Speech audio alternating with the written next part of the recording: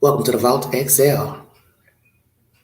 I am Angela, and I will be your hostess for this three-part live pertaining to madness in Ohio and Shanquella Robinson. God rest her soul. Prayers to her family. We want justice for her. And matter of fact, somebody, plural, has decided to give two of her ex-friends, acquaintances, associates, let's say associates, street justice. Thank you for joining me. If you'd like to donate to this great network, $sign Big Angie, 129 Cash App, all stickers and chats are welcome during the live stream. This is a three-part live. Please check out my content pertaining to the murder of Deshina Kyle. The state has rested and the defense has rested. And the jury now has the case pertaining to John Bassett. He took the stand yesterday here in Knoxville, Tennessee. And we want justice for her murder. The information that he relayed in court is very vile and blasphemous and disrespectful to the dead because she's not here to defend herself. Please check out that said video. And also, wrapping up is Jacqueline and Trezell West. I will bring you an update pertaining to that case as well. Let's get down to Shanquella Robinson. The audio I'm about to play belongs to another YouTuber. I hope he doesn't mind me playing a brief portion of his interview with one of the females that had an altercation with these heathens that were once in Shanquella's peripheral. I have to be very careful how I word things because we know that most people don't really have friends. You later learn that the people you thought were your friends, they were not, and perhaps you were never a good friend to someone, vice versa. You live and you learn. You can't walk around thinking justice is not going to come back around the corner because no matter what you do wrong to people, you should know that one day you're going to get that back. Oh, okay. Thank you, Chris. I appreciate that, honey. I'm praying for you. Been in the same predicament and look, ready to go again. I've been told I can opt out my lease due to the situation I'm currently in. It's not working out for the queen, but we're going to pray for everybody in transition, trying to move, those needing a house, those who are homeless because they had to get out of their place, home, trailer, park, house, condo due to rent, job situations. We're praying for everybody right now because the economy is bad. Prices of things have gone up. So we're going to pray for everybody right now. Thank you, Chris, for tuning in. God bless you. Thank you, Candy, for tuning in on her way to work. Let's get this started. Justice was served. Amen. Now, yes, I'm not here to promote violence, but it is what it is. You're out here doing facetious things to people, whether you are breaking and entering, sexually assault, child molestation, rape, murder, attempted murder, shot somebody, stabbed somebody, and they were doing nothing to you. You should know that karma will knock on your door at some point. Let's hear this lady's commentary pertaining to what she and another female did. And I do not know if someone will get a hold of her name because, you know, people can recognize your voice on audio. And next thing you know, as you hear this YouTuber say, you'll have somebody knocking at your door, sending CPS if they have children. You all know the game. The baddest blogger is the proprietor of this content. Thank you for joining me. Fighting the Cabo. Three members of the Cabo 6, and she's getting ready to get up there and tell the story of what happened. Now, the camera lady only had one job to do. That was to film, ma'am. I'm dead. I cut the camera lady face out because I knew y'all was going to be saying something about the video, which I said in the story. I struggled with this decision. But after speaking to numerous people who was there, and one of the fighters, okay, we was able to picture one of the young ladies was Dejeuner. Then we saw one that was actually a tranny, was actually who we thought was Elise, but hell, she looked like a man, so it don't even matter. Okay. You know. And then we found Joya Elise. Y'all remember the lady that y'all hello, baby. Originally Thanks over for there joining me. With them, the Joya Elise lady. Well, you know, she was the one that was in that white and them leaves. But once her Donovan and Elise Hyde was somewhere else, you know, in that mixture. But we know that, according to the spider on the line tonight, that they got their ass whooped. Saw that today and look blue. Shut your mouth. Okay. Now we're gonna talk to the spider in a minute. I want to thank y'all so much for tuning in tonight to the North Carolina Beat. I am Mr. Jackson, the baddest blogger. As you see it, baby, I bring stories to the forefront for the people. Okay. I am the people's journalist. I don't work for the white folks. I don't work for the black folks. I don't work for the Latinos, the Asians, or the Chinese. I work for me. All right? So thank y'all so much for tuning in tonight. So let me go and get right to it. All right, now, before I bring this person up, I'm not saying her name, okay? And I'm not releasing no pictures or none of that, okay? It's because y'all hoes is the police. Ooh, shut your mouth. You hoes love calling DSS, trying to get somebody child snatched. Y'all hoes love calling the police. You know, I the motherfucker done wrote a story on you. Y'all just love 12. Okay, we only love 12 when we need them, all right? Say that. House, okay? Instead of our property and our shit, we ain't got one. Okay. Hello, Lee. Hello, Queen. Yes, I'm here. How you doing tonight? I'm good. How are you? I'm doing just fine. Thank you so much for coming on tonight. I just want to say, I don't want to say this because it's going to be a lie if I say it, ma'am. But I'm going to just say it for political reasons. I do not condone violence, all right? But okay, we have an exception in the case, okay? Now, you were in Greensboro last night, right? And you guys was at this club called Electric Tequila. It's like a bar, right? Mm-hmm. So what happened? What happened? Who did you see? What happened? Can you walk us through what happened dealing with these three members of the Cabo Six? Okay, me and my girls was in the club or whatever, just vibing, chilling. The girl Dejanay walks over to my cousin like, "Are you recording us?" So we like, "What? Recording you for what?" Right. And then my cousin told me, like, that's the girls that was in that situation. This is an NCB exclusive. Remember what I told you, sis. Go ahead. That's the girl that happened with the situation in Mexico. So I was like, oh, fuck them bitches. If we want to record, we can fucking record. Right. Because while they outside enjoying their life. Yes. You know? Right. Enjoying. They still popping off. I'm like, let's take it outside because we're going to wait. Because we don't want the security guards to get in on this, you know? Right. We want to stump them bitches. Mm-hmm. So that's what the fuck we did. We went outside. Them bitches still was popping off. And we went to motherfucking work. That day, Janae got her head stomped. This is NCB exclusive.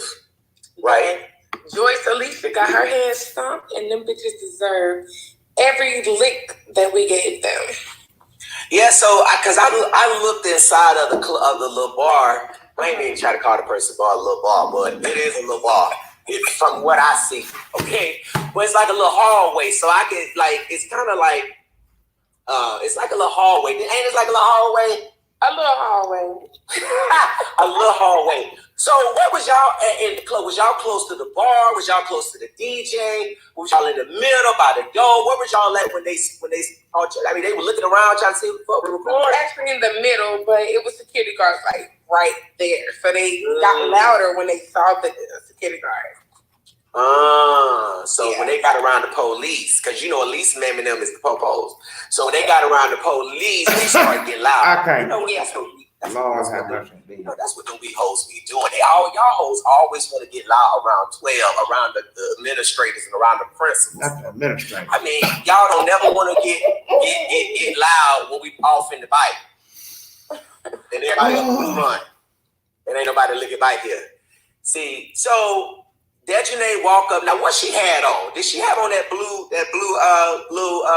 She had on a blue little shirt with some shorts.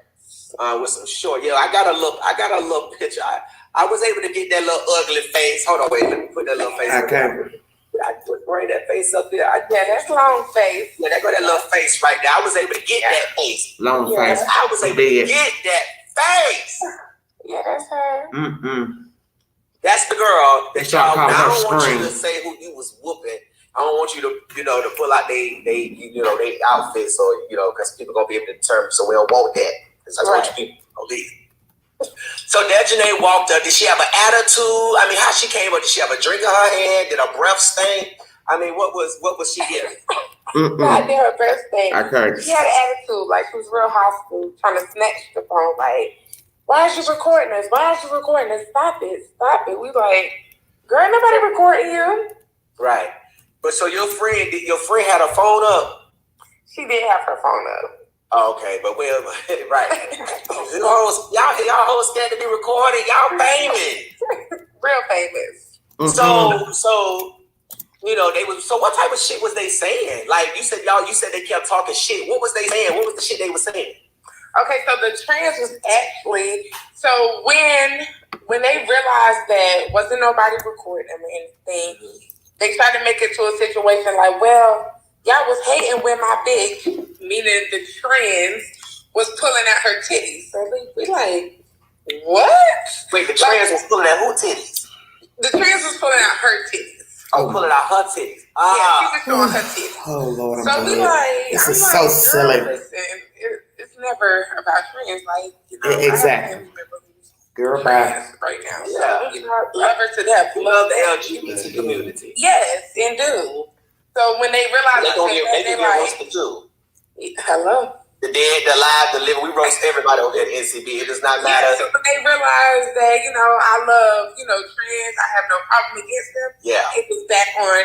Oh, you was recording this. Let me interject here because the queen got to. Baby, don't nobody care nothing about no man with no manufactured breasts. Let me say that on this live stream. Because you know how I rock. Who would be angry that a man pulled out manufactured breasts in public? I'll wait. Let me continue before I not even get to the point of the story. I'm like, okay, at this point, what you want to do? Let's go. Right. And it went from there.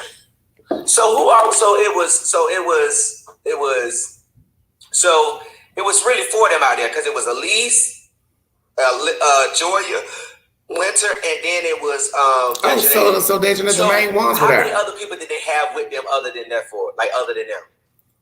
Just them and then the trans. That's it. Okay, just them and then the trans. Okay. Okay. Now, did the trans get spit on? Oh my God. Did you hear anything about the trans got spit on? Yes. So that's why him and the dude. Yeah. Okay, so the girl. That was by a whole nother person because the trans was in the way of the car that was trying to get by. So Okay. So in the video, in the video, there's a girl in the purple. I don't want you to say who she is or whatever. But the girl in the purple was standing by this boy who we eventually see, jumping on the trans. Mm-hmm. And then there's a girl that has the flower, the white little bodysuit with the little leaves on it, whatever the fuck, them old ass leaves that somebody done stole from somebody else's tree and putting on that baby. Okay, because you a fool. That's all I can leave. You is a fool. So, what was that girl saying when they was standing right there for a moment? Was she trying to tell everybody to stop, or what was she trying to do? She just kept walking up slow. She wasn't saying nothing. She was just walking up slow. Only ones that had mouth was the Dejanay. What's her name? Dejanay, her, and the Elise. What's her name? Elise girl. Them were the only two that had the mouth in the tree. Now, the one with the leaves just was walking up slow, trying to inch her way up. Inch her way up. Right. Because we thought at first when we spoke to another individual that was able to put us in contact with you, and thank you so much. Hey, Jackie. They initially thought it was the trans, and then when we slowed the video down and you looked at it, it's like that kind of dude symbol looked like her a little bit. I already knew what Dejanay looked like.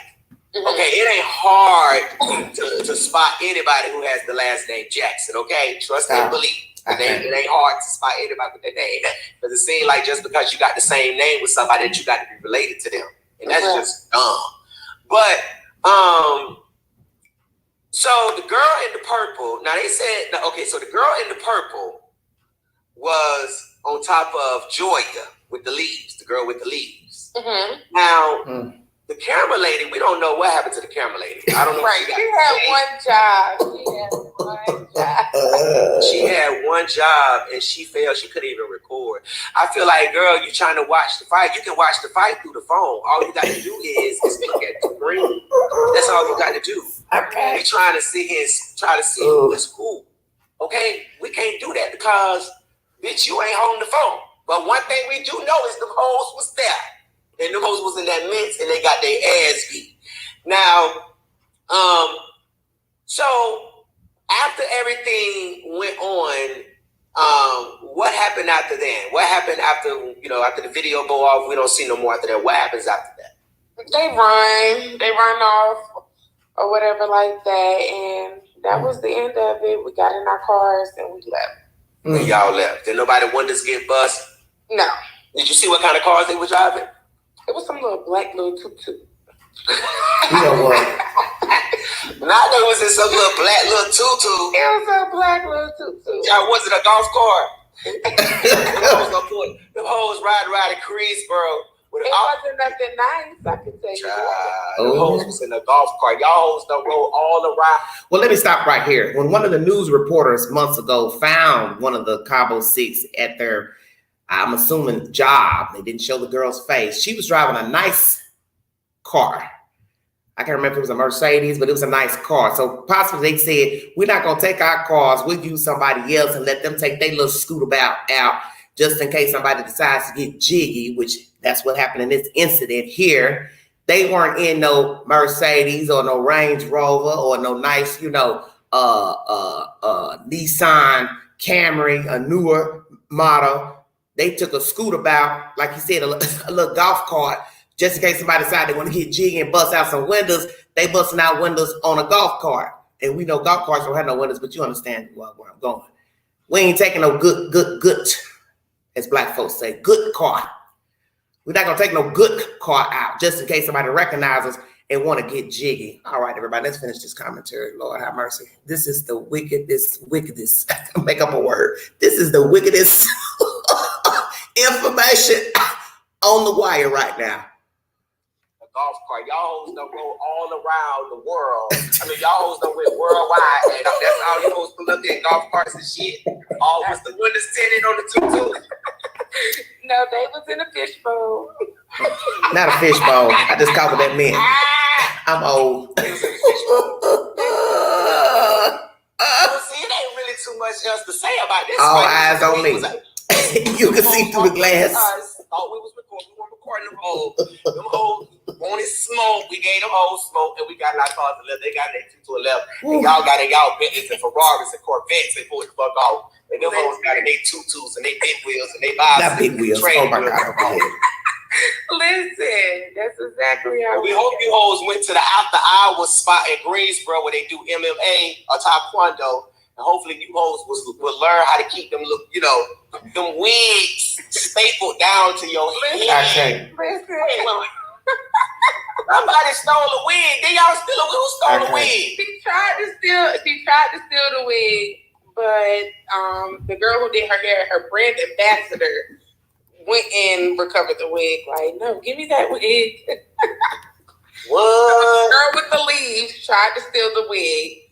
And okay, everybody, thank you for joining me. Welcome to the Vault Excel. Interjecting here briefly.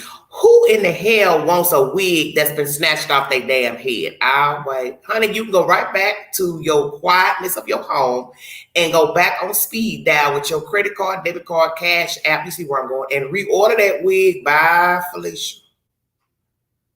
Why in the hell would you want a wig that somebody put their nasty, greasy hands on and snatched off your skull or whatever, or whomever wig it belongs to? Or was this person just wanting a wig just to say they had a wig? I'm confused. But anyway, if it was a wig belonging to somebody, self, let's say, or their comrades, honey, leave that little wig right there on the pavement. I'm just saying. Let me continue this. Lord have mercy, help me, Jesus. I had to steal the wig. And the girl who got her hair done, her wig brand ambassador went and got the wig. Not ambassador. So did that what? wig get just making up stuff. Or you don't know because you No. was beating up the girl too. What girl? You was beating up somebody too. Mm-hmm. And it was one of the, it was, huh? Yeah, she left bloody. She left bloody. Oh, that's just why you be okay. like that. She left bloody. I saw the girl I'm talking to. I saw her in the video. Okay, so I'm not even gonna tell y'all. Y'all just gonna have to figure it out. We all fucked because the camera lady. And now I should put this camera lady up here. And I know she watching. I know she watching. Because baby, they is roasting you down to the ground, man. You had one job, girl. That was to get faces. Hi, you all up on the girl in the purple and the girl with the leaves. You all up in the girl with the leaves face. But you should have moved her damn habit, girl. Let me get your habit. Whoop my ass, son. Whoop my ass. Wait, hold on, baby. Stay still. Whoop my hair back. But I heard they didn't know who them girl was until afterwards. Did they know? Wait, the camera. Yeah, the camera lady. And they know. Yeah. They didn't know until afterwards. Yeah, because if they knew, because she briefly walked up to Dejanae, but she briefly went the other way. So I don't think they really knew. You know, you couldn't see Dejanae in the dark any motherfucking way. We barely saw. I'm glad that we saw that little bit of that we saw because it was a light. It was a little light pole leaning right there, girl. But anywhere else in the, in the parking lot, we wouldn't have been able to see you. Yeah. Next time you go out there and put some white on or some. They got some reflective, shit so we can see you. Thank you so much, sis, for coming on here and telling us this story about what happened. I'm glad that y'all was able to, whoop their ass just a little bit. Now, we did want to see a little bit more hands on. We did want to see a little bit more hands on, but, we're going to accept what we got. So we're going to accept it for now because it's a part 2. Hopefully, stay tuned. Oh, yeah, it's going to be a part 2. If not by these group or somebody else. If it come across my desk, I'll be breaking the news again. All right. Thank you so much, sis. But call me now if y'all need some bail money, because I'll come and get you. I know some bondsmen up there that'll come get y'all on me. Okay. Just let me know, baby. I done been in jail too many times not to have a bail bondsman on speed dial, goddammit. So I got you, baby. Okay. I got bail bondsmen in 50 states. Wherever y'all at, I'm coming to get you. Alrighty. All right. Thank you so much. You're welcome, yeah. All right, everybody. The baddest blogger. Hope he doesn't mind me using his content. That was just to show the interview that he conducted with one of the females who was in an altercation with ex-associates of Shanquella Robinson. And I'm going to read some of the comments in his chat. 4 days ago by Pony Gal. They really have resumed their lives as if nothing has happened. This should show you how cold and heartless they were then and still is. One reply. The Vault XL replied. Exactly. No common sense to think that someone will exact justice for Shan. Karma is and she ain't done 100. That was me replying to that comment. Street justice will always prevail when there is no justice from the law. AY. Spiritual one says, I condone it, especially for Shanquella. I'm so proud of this sister and her crew. I wish I was with them. Y'all rock. Preach, brava. You telling the truth. May street justice be served. Self-love is the best love says, who raised the Carbo 6? Not Carbo, but Carbo. Shaking my head, exclamation point times 2. Justice for Shanquella and the family, prayer hands and a heart. Fatima says, to betray a person that deep is a crime in itself. I agree. This information is from the baddest bloggers comment section. We're not supposed to condone violence. Sometimes we talk a little junk when we're upset or we hear something terrible has happened to a person. We'll say, yeah, they need their tail beat or stripped raw, naked, put to sleep, shot, stabbed, give them what they gave that victim. And some of us really do mean it. And some of us probably would go out there and do it or know people who would do it. But in the end, we know it is wrong to put our hands on another human being. But in the case of what happened with Shanquella down there in Mexico, she had every right in that hotel villa to defend herself, but she did not. And the sad part of the story is not just what was done to her and they filmed it, which shows she didn't have any true friends in the first place, because why would you film it? It's as if you knew something was about to happen. So perhaps it was orchestrated by these demons. You don't know what happened when the camera went down, because they're now alleging, do not know if this is true, that others participated in beating her up in that villa. And the fact that you filmed it meant that you wanted people to know what happened in that villa. So it was bold of you all to go to Shanquella's parents' house as if you were mourning her when you filmed the altercation, and possibly more of you put your hands on her after that video was filmed, because allegedly another piece of information came out via a cell phone in that villa. So therefore, why are you filming? Well, why are you filming your friend? I'm not about to go somewhere with a bunch of heathens and two people start arguing, pushing, shoving, pulling hair. I'm about to tell everybody in the room, hey, let's get these two, settle this situation, blah, blah, blah. But if it's orchestrated, there's not going to be a breakup. And perhaps that's what happened. This was an orchestrated fight. I do not know who came up with the idea to go down. I do not know who paid for what. But there was orchestration at some point, either before the trip, on the plane, when it landed, in the airport, on the ride to the villa, in the villa. Let me say this, and this is no disrespect to the dead or her family, but could it be that something was done by Shanquella to one of these people that was on the trip? Because nobody has mentioned that, but I'm going to mention it because, as I said, there's always more to the story than just somebody got beat up and then died and people lied about their death. And it's not to say that what they did to her is right, but it crossed my mind the other day in talking with Brittany. Did this young lady say or do something to somebody in the group before the trip? And this was their way of getting revenge on her privately down in Mexico. Now, I've heard nothing but positive things about the decedent, but we know that everybody is flawed.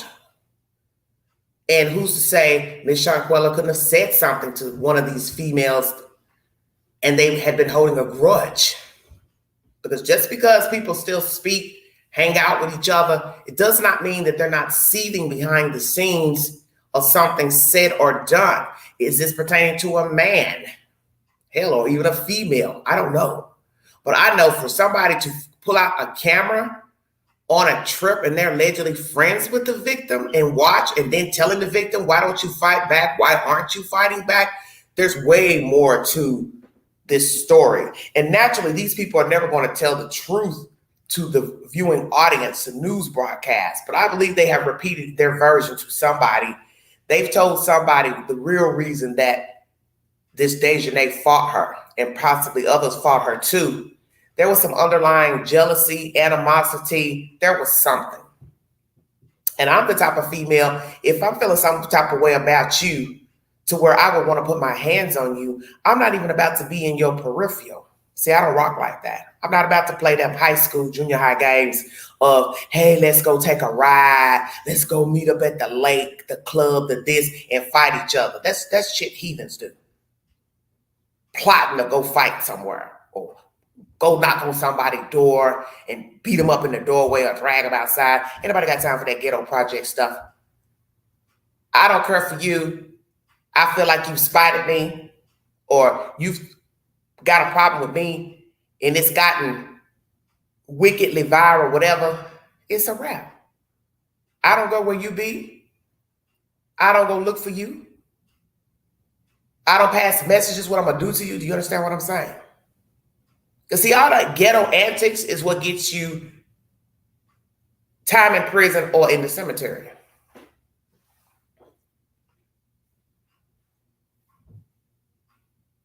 And I don't play those type of childish games. That's why most people, when you see me out, those who watch my channel, my community page, and you see my photographs when I go out, I'm by myself.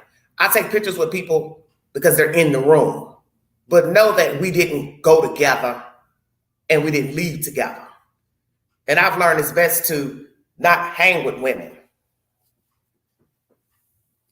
because there's always something that can pop off at a moment's notice. And that's a sad thing to say, because everybody needs a good friend, a good person, a good confidant, somebody you can talk to, share things with, unburden yourself when you're upset, venting.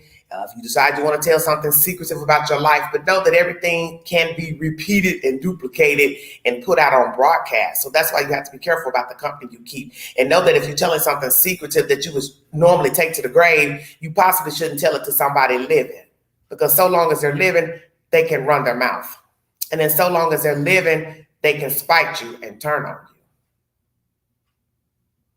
Or they could casually just mention your business and it gets out.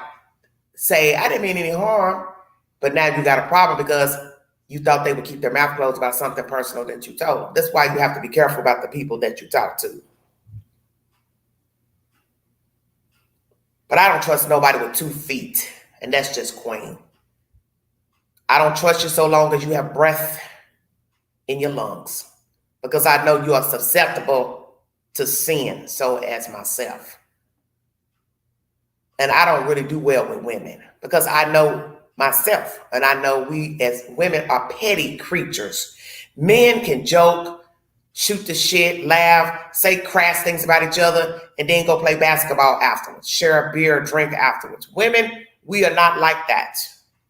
We may say something, may not say something. May pop off, may not pop off. But know that if we don't pop off, we're still thinking about what that heifer said. Do you understand what I'm saying?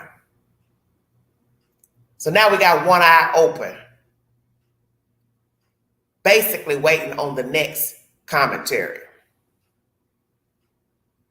Oh, I see what she about. She done said something slick. Okay. And you may say, I ain't gonna check her, I'm just gonna watch. So basically you're sitting around waiting on the next jump out. And that's why I always try to tell people about people that make sly ass remarks. Usually they meant what they said. And the only time people take it back is when you call their bluff and then they realize, oh, he or she's offended. Oh, I didn't mean nothing by that, girl. You know, I was just kidding.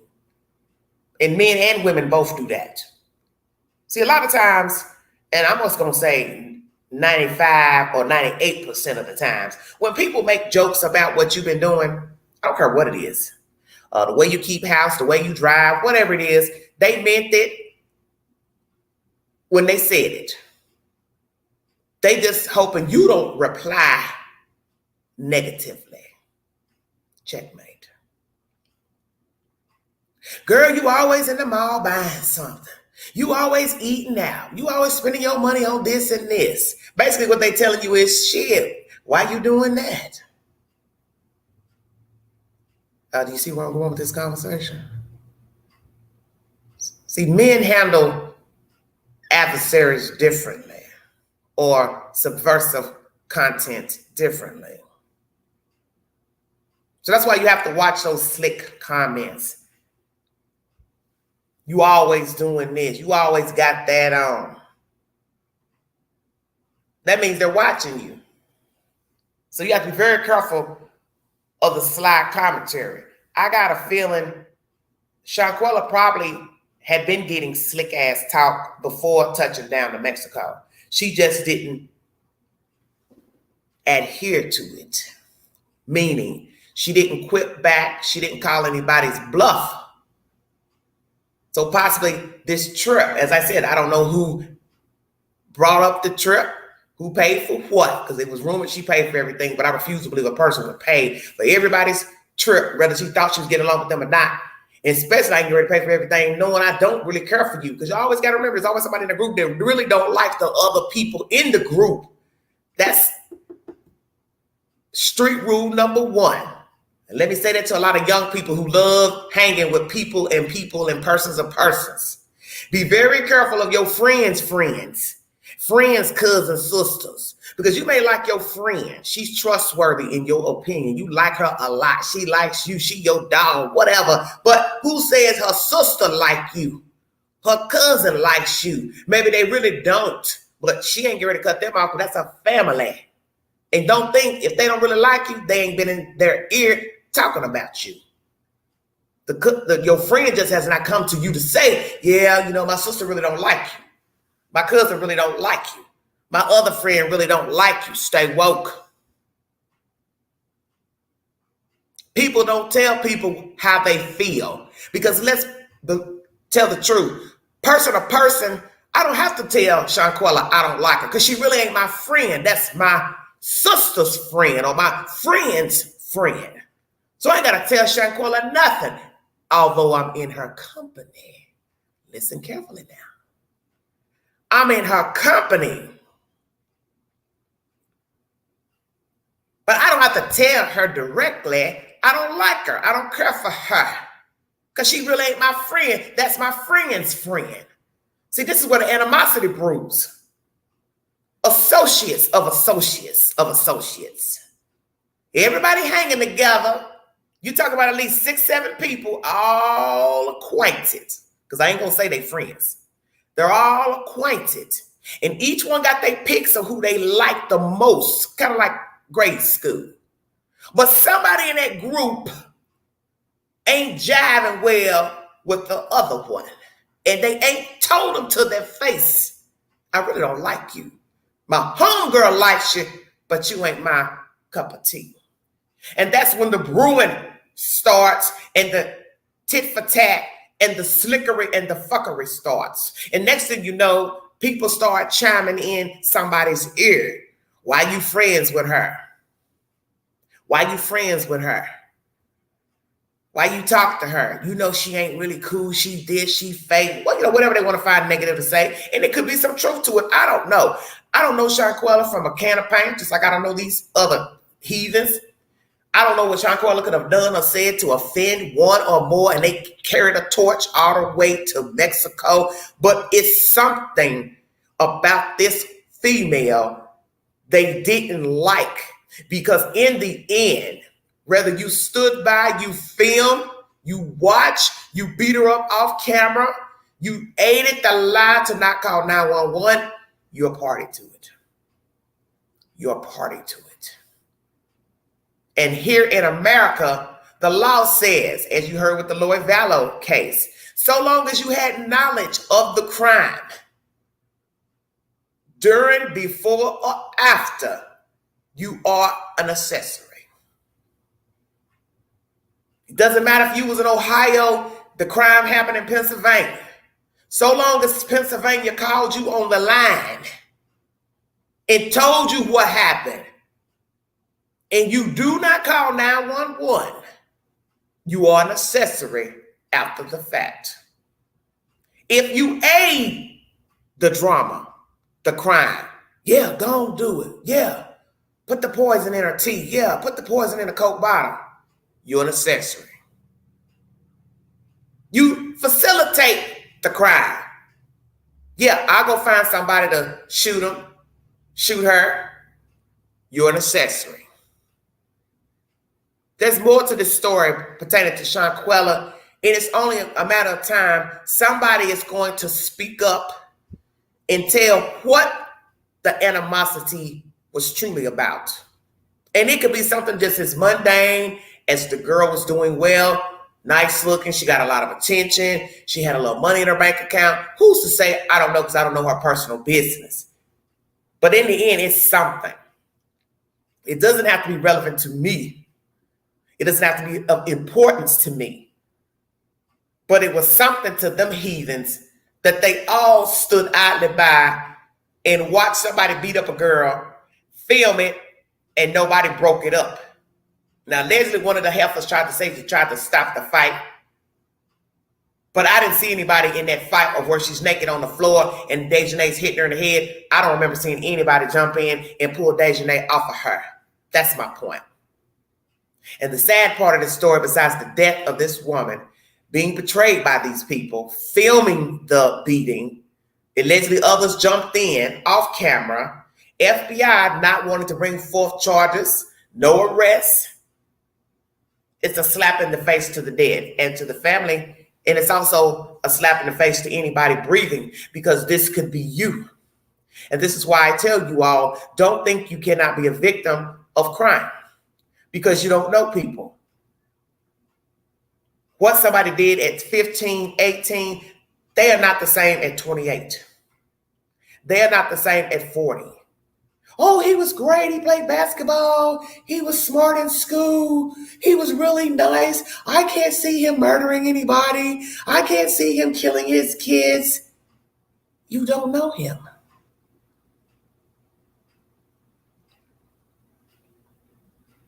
You knew of him. Okay. You knew of him. You knew him back when. That's not the same as today. You don't know his mindset. You don't know his heart, his spirit. You don't know what makes him tick, what makes him go off, what pushes his button. Nobody will ever know the true person inside of you because a lot of us are seething inside, angry, bitter, pissed off, mad at the world. We just don't talk about it. We don't tell people. We really don't tell people that there's days we wish all these sons or something would just fall off the earth, melt down to nothing. Do you see where I'm going? Because we know we can't say certain things because it may come back and bite us in the butt later. We hang around people we really don't like, don't care for. We tolerate them. See, there's a difference. Yeah, I've been knowing you for a couple of years, but you're starting to get on my damn nerve. You're talking too much. You lie. You're a manipulator. You're a con artist. You're a user. But I don't tell you to your face. That is what I'm thinking of you. And sometimes people get mad if you say something bad about your friend. They'll say, well, you backstabbing. You talking about it behind her back. Well, maybe a person is trying to enlighten you to say, hey, I'm noticing things about my friend I don't really care for. She's my friend. He's my friend. But there are things I don't like. And we all have said things about people.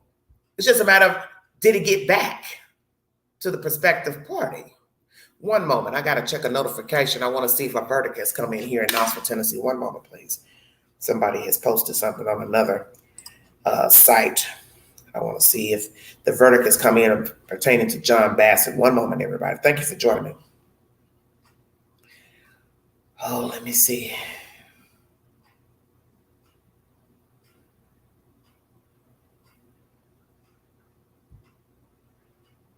If there's a verdict. All right, here it is. Let me see. The verdict is in. Guilty on all charges. Now waiting to read impact statements, seeing how many years this bastard going to get. This is from the aunt of Sheena Kyle. Amen. So all the lying he did on the witness stand, which I tell you, and most attorneys will tell you never to testify if you're a defendant, because usually it does not work out in your favor. Let me post something to this person's network.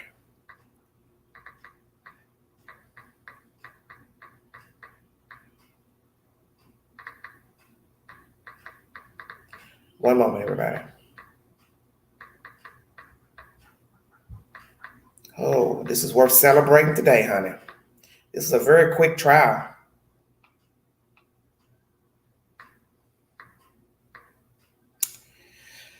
Okay. Thank you all so much for joining me. One moment, everybody. I'm trying to post something to somebody's social media site.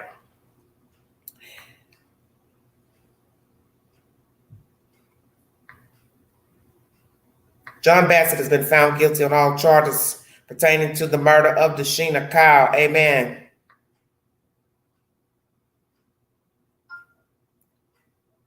God is good. Good all the time. Will justice prevail in this brutal beating of a young lady in Mexico? As most of you have seen, a lot of tragedy has come out of Mexico from different parties traveling down there. Some African-American people were kidnapped and murdered. One or two were able to escape. Two were able to escape, a guy and a girl. Allegedly, they were mistaken for drug dealers. In the end, it doesn't matter. Those people down there, and this is not to say all Hispanics or Mexicans are the same, but some of these Hispanic people down there in Mexico, they're poor, they're thirsty, they're hungry, they don't care about anything, and they do not care about their own people. So that's what you need to think about when you are traveling to foreign countries. If persons do not care about their own people, such as the way people behave abroad in third world countries, Africa, Iraq, Iran, Russia, Syria, so on and so forth. Why in the hell would you want to be over there? I'll say it again. Why the hell do you want to go somewhere where people don't care about their own countrymen and women? If they'll kill their own neighbor for something petty, kill their own family member because they feel like they were dishonored, which we have a lot of honor killings in those foreign countries, and they're usually against women. Why would you feel like you're special because you're visiting? You think you have some top priority because you're an American. Nobody cares that you're an American. That's the reason why they're killing you, because they know you're an American. They know you're not from Mexico, Iran, Iraq, Africa, wherever the hell you're visiting. You need to use your head. Thousands of places you can travel in this world. Why are you going to places where they have cartels and people being buried and thrown in shallow graves and in ditches and on the side of the road? I want you to think about that for just a second. Stay out of there. I ain't lost nothing in Mexico. I ain't lost nothing in Mexico. I ain't looking for nothing in Mexico. And the sad part about the story pertaining to, Shanquella, is that, hell, she went with people she thought she knew and got killed down there. It's not like the Mexican, a bunch of thugs, ran up in a hotel in the villa and shot them dead, which that happened here recently. Some thugs ran up into a resort and shot the people dead, and I bet you all never thought that would happen. If your own people will kill you in a foreign country, you should know that the foreigners won't mind killing you, because the foreigners do kill their own down there. So if I were you, I'd stay out of Mexico. Excuse me. You have no reason to be going down there. And with all the terrible things that have happened in the past year, why would you want to go? And naturally, this young lady didn't think the group of people she traveled with, that they would turn on her. So that's why I was wondering, did she see signs of these people being subversive before she went on this trip? Number one, who ordered the trip? Who brought up the idea of the trip? Did Miss Robinson pay for partial amenities on the trip, such as booking the villa, and then they just flew their way down there and had their own spending money? Because I refuse to believe that she would pay for the resort for a couple of days, however long they were supposed to stay, then also pay for everybody to fly down there. Because do you know how expensive it would be to fly from North Carolina to Mexico? Round trip. 6-7 airline tickets round trip, plus booking the villa. You're talking about thousands of dollars. And one would have to say, why would she spend that kind of money on people who would later murder her? Perhaps they all chipped in on the villa, because 6 or 7 people split up evenly would be more to their advantage than one person paying all the money. And everybody paid his or her own way to fly down. And we know they had to have round trip tickets because they all made it back. And we didn't hear of anybody being stuck there. I'm praying for justice. I think the tricky part of this story is the obvious. Why there is no justice is because this took place in a foreign country where we don't have any jurisdiction. We don't have any jurisdiction in Mexico. Mexico has the right to not send anyone back to the United States if indeed they are an American and they went down there to hide out. Mexico does not have to hand them over. So that lets you know, common sense, we don't have any jurisdiction in Mexico. We hope they would return the favor in relinquishing a United States citizen, but they don't have to do anything. So they don't have to adhere to any reports, investigations pertaining to an American being hurt, shot, missing. And as I said, they don't care for their own. Citizens are ruthless, the government, the police, and you think it's okay to go down there and travel? Spend your hard working money, get yourself hemmed up, missing, assaulted, dead, and now your family and friends have got to fight for justice for you. You're not in America. And we have people fighting for justice for crimes committed against us here. So don't go down there. Street justice was rendered for 2. How many more to go? There's a few more. These people are vile. And that's someone said in the comment section. The fact that they're walking around as if nothing ever happened, that shows you who they are. And they never cared for that girl. And also, as another commenter has said, if they'll do it to Shanquella, they'll do it to any of these other parties. And I'm wondering about the people who are still favoring them, upholding them. Why would you want to uphold somebody that would beat up another human being in a foreign country and then fly back and play the role as if the person died from alcohol poisoning? Because as we just said, if they did it to her, they would do it to you. They're all cutthroat, every single one of them. Because there's no way I would have stayed in a villa with people who watched and filmed somebody being beat up. Never calling 911 that the girl was unresponsive. Because at some point, everybody knew she was unresponsive. Because somebody would have to prove they were in a room, sleep while this altercation went on, and didn't wake up till dark 30 after the ambulance finally came and took her out of there into the hospital. And I'm sure the family, they are devastated and beside themselves and angry that our government has not assisted them in getting justice for their loved one. So will the government take another look at this case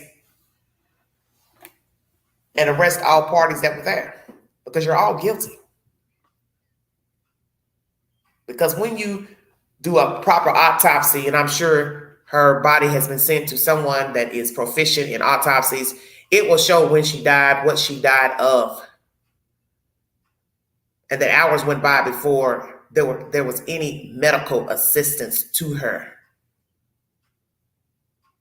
I won't doubt that she was possibly dead when the ambulance actually got to her. See, you don't know what to believe. Because I don't know if I trust the people at the villa who finally came in the room, the hospital staff where she finally was sent to. I don't know. But I won't doubt that she was already dead in that villa. And they were sitting here trying to decide what they were going to say, who was going to say what. Everybody hold a secret, make a pact. And when they realized she wasn't moving, as I said, they waited, conspired, and then finally got help because they knew eventually they had to get her out of that damn room. They couldn't leave her there dead because then Mexican officials had every right to summons American authorities to have all of them come back for leaving a dead person in a room. So they knew they had to call 911. But you can best believe in the hour she was either unresponsive and or dead, they were conspiring of what to do with her.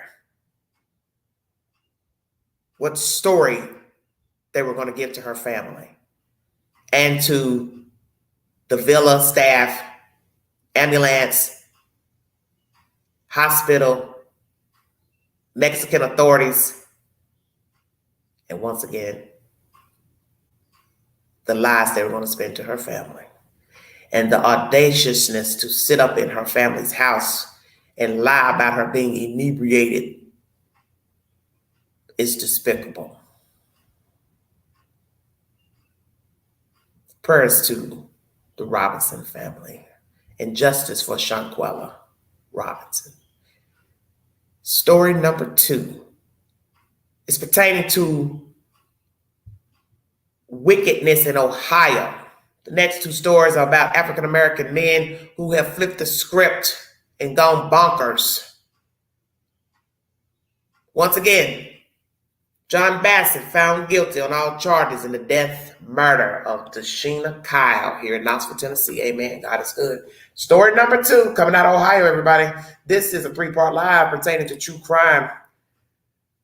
Lord have mercy. It's wicked right now. Everything going on. Okay, everybody. Also, grand jury has indicted Brian C. Koiberger in the deaths of the Idaho students. News Nation is the source. Thank you for joining me, everybody. Also, a crazy story out of Georgia. Parents are facing attempted murder charge after allegedly neglecting and starving their son. That's on my community board. Thank you so much for following the content. We also hear that Miss Ghislaine Maxwell has some claims she's bringing forward from prison. That's also posted on my community board. I may touch on that. And all the other update stories are on my community board. Let's listen at this crazy black man from Cleveland, Ohio, address the magistrate pertaining to his bond amount. I will bring you the said story after this audio. Thank you for joining me. 19 News is the source. That's correct. A man accused of stabbing a woman and stuffing her in a container flips out and then flips off the judge. This guy, furious that his bond was $750,000. Meanwhile, the victim here is lucky to be alive. Thanks for joining us. I'm Brian Duffy. And I'm Tiffany Tucker. 19 News cameras were rolling as that suspect went off in court today. Our New York has been on this story from the very beginning. She joins us live now from the Justice Center with new details on this horrific case. See, I don't think I've ever seen anybody flip off a judge like that. Tiffany and Brian, this case has made headlines all around the world. Delonte Eggman Geiger Sr. is charged with attempted murder and other felony crimes related to the torture of the 6-year-old woman. And get this, even though he pled not guilty today at his first appearance, he actually confessed to those crimes to police earlier this month. Cleveland police say officers made the gruesome discovery at Edmund Geiger's home near West 97th and Lorraine after they were tipped off by a woman who said the man showed her photos of the victim tied up in the basement. After searching the house twice, officers say they heard what sounded like a heavy object being dragged across the front porch and moaning calls for help. That's when police say they found a woman stuffed and folded inside of a 3x3 plastic container, her body motionless with the lid sealed. Miraculously, officers say the woman was still alive and told them she was paralyzed and in pain. She was taken to Metro Health with life-threatening injuries. Edmund Geiger Sr. was arrested and charged, booked into jail on $500,000 bond. Monday morning, he pled not guilty to the charges and took issue with the fact that the judge raised his bond. $750? That's correct. And there's also a probation law. Well, okay, can y'all look to hold and at least let me try to hold time? Because I don't think nobody in this courtroom got $750. We'll speak with the judge assigned to this case, which is Judge Helen Gillard. I'm on the fire. I need a new judge. I need a site judge and everything. That's crazy. Did he say he need a psych test? Hold on a minute. He said, I need a new judge and a psych test. Hold on. We'll speak with the judge assigned to this case, which is Judge Helen Gillard. I'm on the fire. I need a new judge. I need a site judge and everything. Oh my goodness. Are you kidding me? And when the judge didn't reply to him, he flipped her off. His next court date has not been set. As for that survivor, last we heard she was at Metro Health on a ventilator, but at this time, 19 News has not been able to get an update on her condition. But like many of us, Cuyahoga County Prosecutor Michael Malley is praying for her recovery. Reporting live at the Justice Center, Sia New Yorker, 19 News. That is really a troubling story. Sia, thank you so much. All right, 19 News is the source. When you watch him in court, please go to my community board to watch the said reaction from this fool. He's speaking to a judge, and she's letting him know another judge will hear his case. He's basically telling her, I don't believe nobody in here has $750,000. If you didn't know any better, just looking at his reaction, you would think he was in there for stealing candy out of Walmart, not harming someone. Obviously, he had to have possibly beat a person, the lady, put her in the tub, because why are you putting somebody in the tub alive? He possibly thought she was dead. because he's inflicted harm to her, and that's the purpose of stuffing her in the tote, the container. But his reaction is like, $750,000? There's nobody in here that has that kind of money. I need a new judge and a psych test. So he's basically telling you, I ain't got the money and I'm damn crazy. Yeah, we know you're crazy. But are you getting out that jail? Hell no. Hell no. Let's bring you the said information. Prayers to the victim. She's on a ventilator. This is a 2-week-old story. We have to pray that she will survive, because it will be up to her family to decide if they want to continue to have her on the ventilator. I can't believe that she was able to tell authorities or medical staff that she was even paralyzed and she could even talk. Maybe by the time they got to her, she could speak, but then her health declined. And I was trying to get an update to see if she is still on the ventilator. Prayers to this woman. Let's bring you the said information pertaining to this fool from Cleveland, Ohio. Lord have mercy, Jesus, help us. You don't know people. You just don't know people. Cleveland.com is the source number one, everybody. We're going to go back in time pertaining to the crime. Stuffed with her body folded inside, police find woman sealed in plastic container alive. This was updated May 10th, initially published May 8th. A Cleveland man is accused of beating and zip tying a 60-year-old woman, then stuffing her into a 3-foot by 3-foot plastic container and sealing the lid, police say. He then moved the container around his house to avoid detection. Oh my goodness. Now they're not letting me read the article. Hold on a minute, you guys. I hate these stories where they always want you to sign up for something.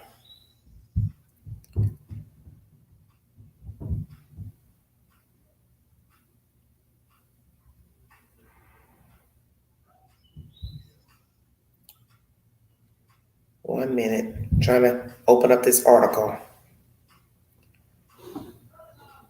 Okay, let me finish. It's not even letting me open it up.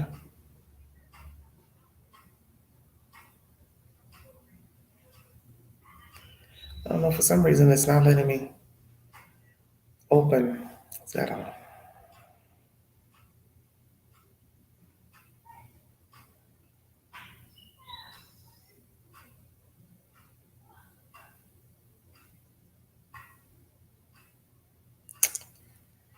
Hold on.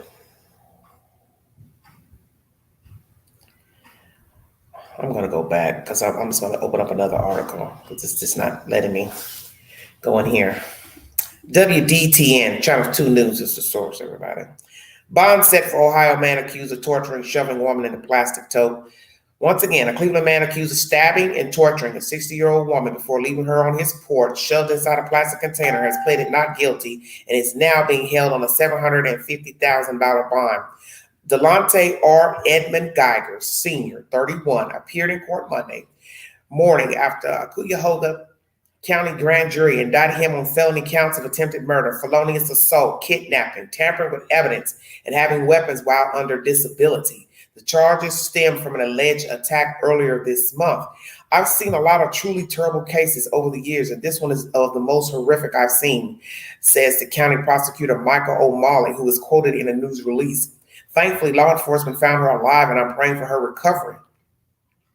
Edmund Geiger allegedly drove the 60-year-old woman to his home near West 97th Street in Henley Court in Cleveland, according to the release. There, he assaulted her, stabbed her in the arm, zip-tied her hands, and tortured her. This is crazy. Police conducting a welfare check at the man's residence found the woman inside a small plastic container on the porch. Moaning in pain, according to the release, she was treated at a hospital. Edmund Geiger was carrying an AK-47 rifle, despite having been barred from carrying firearms after his 2013 robbery conviction in Allen County, according to the indictment. Edmund Geiger was arrested at the home. What in the hell did I just read? Channel 2 NBC News, WDTN, TN.com is the source. So a bond has been set in this case against Mr. Geiger. It's an interesting last name for an African American. He's being held on a $750,000 bond. He's 31 years of age. He's charged with, he's been indicted by the grand jury. Felonious assault, attempted murder, kidnapping, tampering with evidence, and having weapons while under disability. And once again, this attack occurred earlier in the month. I am beyond belief. I want to open this other article because I believe they have a little more information, but they won't. It won't open up. Hold a minute. Let me see. Let me see if I can get another story.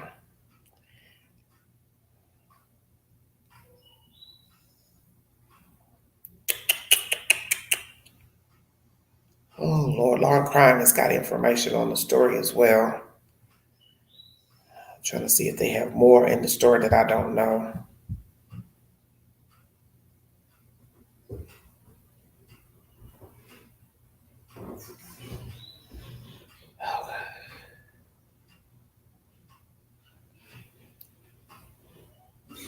Let's go to Law and Crime, to the events of how this woman got in the tote. The events leading police to the disturbing discovery began earlier in the day on May 2nd at around 3:30 p.m. when police received a call from a concerned woman at a corner store reporting that another woman was tied in the basement of a home. Shaker Heights CBS affiliate WOIO reported.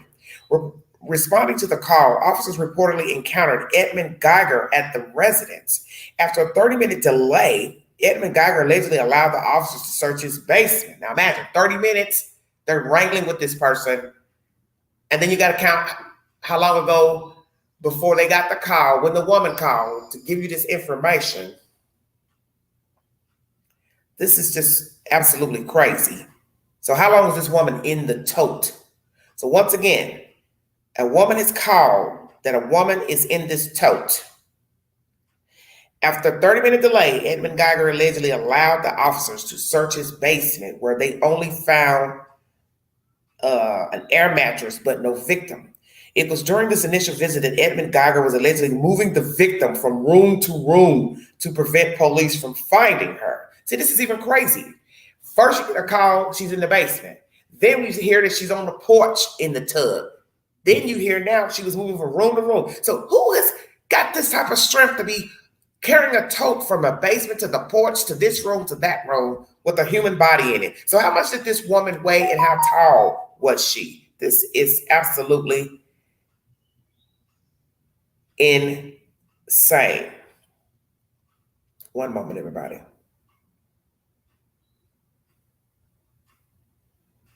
Okay. It was during this initial visit that Edmund Geiger was allegedly moving the victim from room to room to prevent the police from finding her. Later that evening, police spoke with a woman familiar with the area who claimed she knew of a female victim that Edmund Geiger had assaulted in the West 97th Street residence, WOIO reported. She reportedly told police that Edmund Geiger even showed her photos of the alleged assault, providing investigators with additional evidence of potential criminal activity. So he showed this woman photos of the assault. So did he show it to her in person by phone, or he sent her pictures of the attack? This is crazy to me. In the early hours of May 3rd, officers returned to the residence to speak with Edmund Geiger again. While inside the living room, an officer reportedly heard moaning sounds from an unknown location. However, each time the moaning occurred, Edmund Geiger allegedly amplified the volume of the radio playing on his phone. Suspicions grew, prompting the officer to question Edmund Geiger further. Eventually, police said Edmund Geiger confessed that a woman was beneath the porch, hidden in a tiny storage container. Good God. Police said they found the victim stuffed and folded into a small black tote, according to WOIO. Wait a minute. Stuffed and folded into a small black tote. So when we say tote, do we mean plastic tote or plastic like canvas bag? I'm confused. She was hospitalized with life-threatening injuries and remains in critical condition. Edmund Geiger is being held at the Cuyahoga County Justice Center on a $500,000 bond. He is scheduled to appear again at Cleveland Municipal Court on May 18th for a preliminary hearing. Court records show. So that would be tomorrow, because today is the 17th. If you need verification for the information I just brought to you, Law and Crime is the source. What a mess. Thank you all so much for joining me. One moment while I take care of something. One moment, please.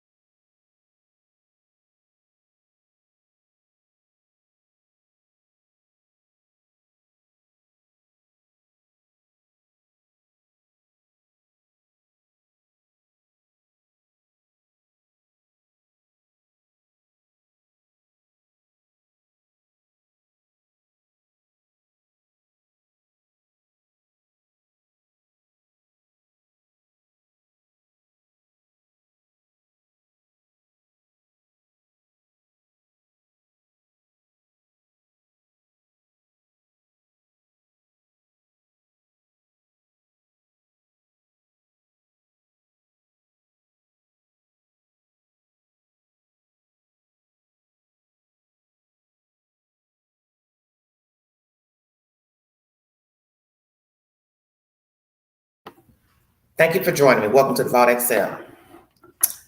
60-year-old woman taken to this apartment.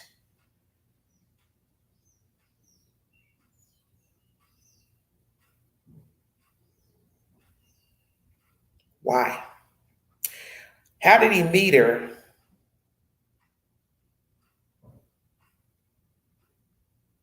That's what I'd like to know. How did Geiger meet the 60-year-old woman? Who was she to him? Because this article states that he took her to his apartment and tortured her, stabbed her, zip-tied her, and put her into a tote and was moving her around from place to place. So what I'd like to know is, why was he moving her around from place to place? Unless he got scared and just thought the police were coming.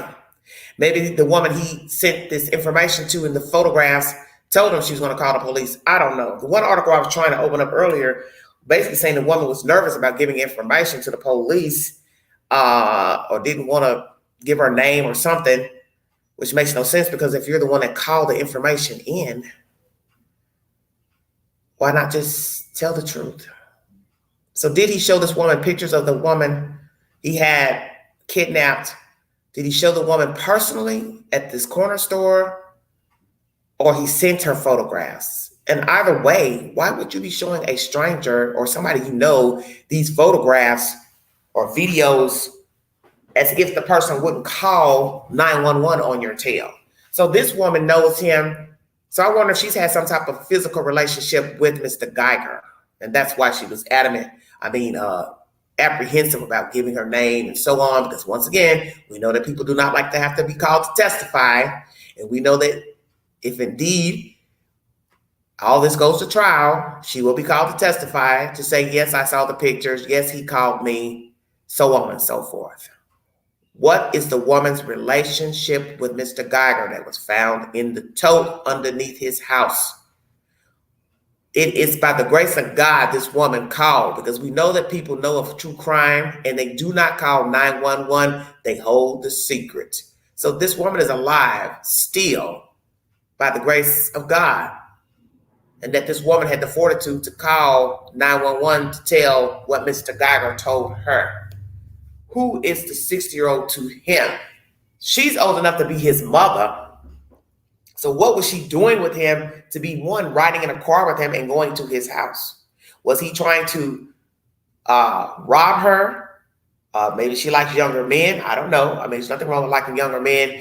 Was she going to solicit herself? What was the relationship? Because you have to ask yourself, what is a 33-year-old man or 37-year-old man doing with a 60-year-old woman and taking her to his house? For what reason? What was the conversation between the suspect and the victim, to get her in the car and get her to his house. And we can use our better judgment why he tortured her. It's because he's a sicko, wacko, psychopath. And he wanted to play funny games with an elderly person. This is even more macabre than just if it was a 20-year-old or a 30-year-old. You've led a 60-year-old woman to your house for some reason, and then you torture her and fold her up and put her in a tub or tote container, whatever. So I'd like to know what kind of container we're talking about. A tote, plastic tote, or a tote bag? Because it said it was black. And the fact that he was moving her around leads me to believe he was scared, which he should have been. He had no business exacting a crime in the first place. But to put it on your front porch, your own porch, who does that? But we hear that it was under the porch. Still even crazier, because if she had died, hello, Mr. Geiger, she was going to start stinking in that tote. And you were stupid enough to show evidence that you had the woman in the tote to another associate. And I'd like to know his relationship with the woman he showed the pictures to. Did they ever date, have sex? Why her? He didn't show it to another man, another guy. He showed it to another woman. Who does that? Hey, here, let me show you what I got. I got a 6-year-old in a damn tote that I just stabbed up and folded her up like a piece of paper. This is ridiculous to me.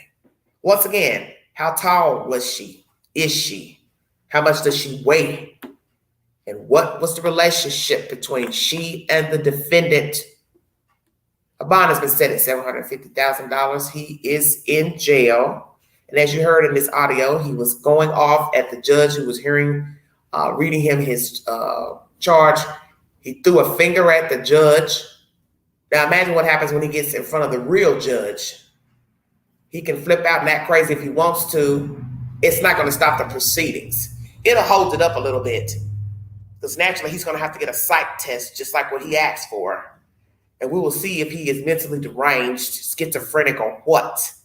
But I'm telling you, when you watch his facial expressions, you're looking at him trying to say to yourself, hell, maybe I'm crazy, because he looks like a just regular old guy who looks like he's amazed that he's in court, in jail, on felonious charges that he knows nothing about. If you didn't know the charges, you would think he was in custody for something petty, such as a misdemeanor, jaywalking, or stole something out of a store, not torturing an elderly lady and stuffing her in a tote. When I get more information to this story, I will bring you the said information. Third story of the hour is another wicked story pertaining to an African-American male coming out of Ohio again.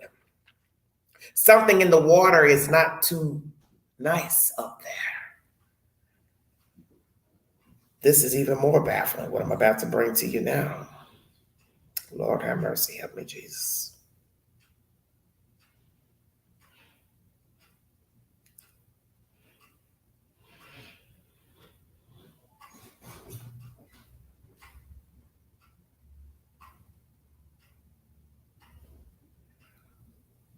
WLWT5 NBC is the source of this next and last story. Thank you all so much for joining me.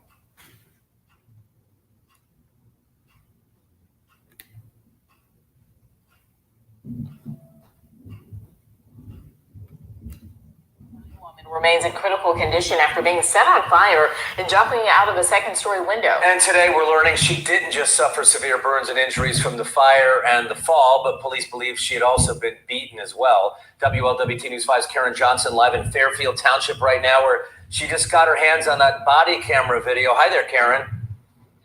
Hey, Mike. Yeah, this is just a horrible story. I know there are so many prayers coming in for the victim and her family.